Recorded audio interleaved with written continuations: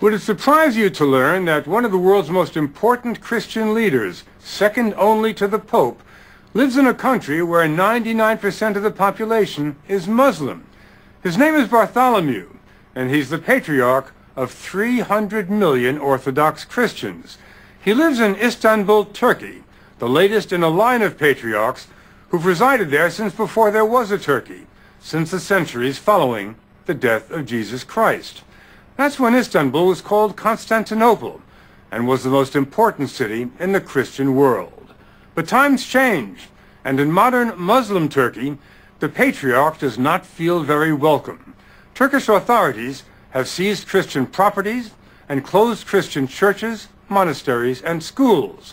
His parishioners are afraid that the authorities want to force Bartholomew and his church, the oldest of all Christian churches, out of Turkey.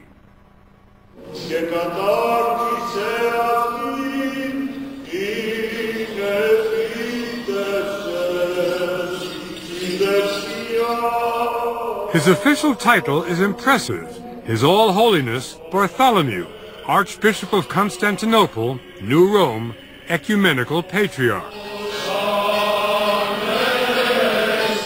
Ecumenical means universal, and worldwide, 300 million Orthodox Christians look to him for spiritual guidance. We first met him in Istanbul. It was Easter, and worshippers from throughout the Orthodox Christian world had come to celebrate Christ's resurrection on the holiest day of their calendar with the man who they see as their Pope. My first question is this: how should I refer to you? As your All Holiness, as Patriarch, as Ecumenical Patriarch? What is the proper way to address you? Bartholomew. The official title is Your All Holiness. Your All Holiness. But for me, Bartholomew is enough. For him, perhaps, but not for us. And while His All Holiness may occupy the ecumenical throne, his quarters are a far cry from the Vatican. His office is cramped and relatively austere, his desk littered with papers. No Michelangelos here. All that's left of a Christian empire, once ruled from Istanbul, is a complex of 9 buildings, tightly squeezed onto less than an acre of land. Now, is this the Vatican of your church? Well, our headquarters. It's called the Fenar, and it's been the heart of Orthodox Christianity since 1599. His All Holiness promotes an informal atmosphere here. There's none of the ritual that surrounds the Pope in Rome. And there's no cathedral, only a modest church. The neighborhood that surrounds it used to be Greek and Christian, but today is predominantly Muslim. The Fenar is so small, our tour didn't take long. It had just ended when a Turkish policeman informed the Patriarch that there was a threat on his life. It turned out to be nothing, but church officials say previous threats have been serious enough that the Fenar is surrounded by barbed wire and cameras, and the Patriarch has 24-hour protection. I think a lot of people would want to know, Your All Holiness, why the leader of so many millions of Orthodox Christians in the world lives in a country that is 99% Muslim. Because we are here before this country becomes a Muslim country, much earlier, since the very beginning. Since the very beginning of what? Of the foundation of our church, of the Church of Constantinople. And in the beginning, Istanbul was called Constantinople, the ancient city on the Bosphorus, where east meets west. The city's skyline is dominated by minarets. At Friday prayers, the mosques are teeming.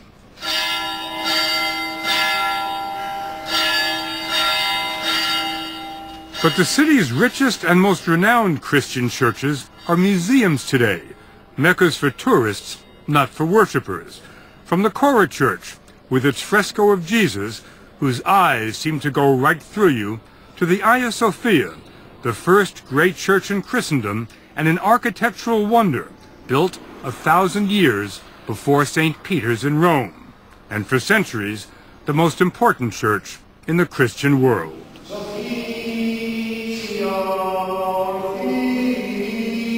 Fast forward a few centuries, and it's hard to find Christians in Istanbul. This church holds 500 people, but during its Sunday services, its pews were practically empty. It was the same everywhere we went. At the turn of the last century, there were nearly 2 million Orthodox Christians in Turkey. 1.5 million were expelled in 1923, and another 150,000 left after violent anti-Christian riots in Istanbul in 1955. Today, in all of Turkey, there are only 4,000 Orthodox Christians left.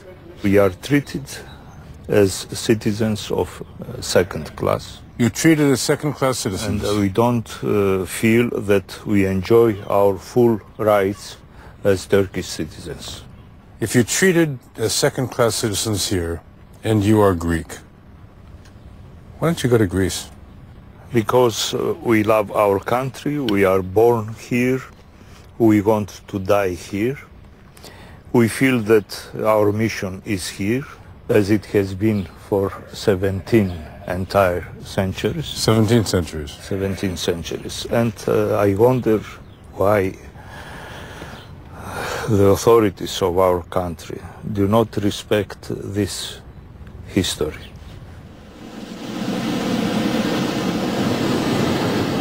To better understand the Patriarch's frustration, he suggested we head off on our own mission, 500 miles east of Istanbul, to a region called Cappadocia.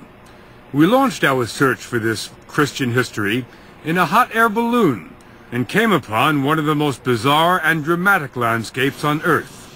From above the clouds, it looks like a city of stone.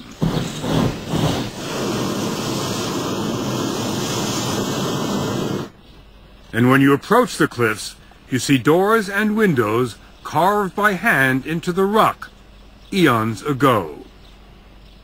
It's extraordinary enough from the outside, but open one of the doors and step inside, and you enter a world of unfathomable beauty. Chapels with frescoes painted while Rome was still ruled by the Caesars, and Bethlehem and Nazareth were dusty little towns. Are there any Christian remains as old as this in the Holy Land, in Jerusalem or Bethlehem? Not that I know of.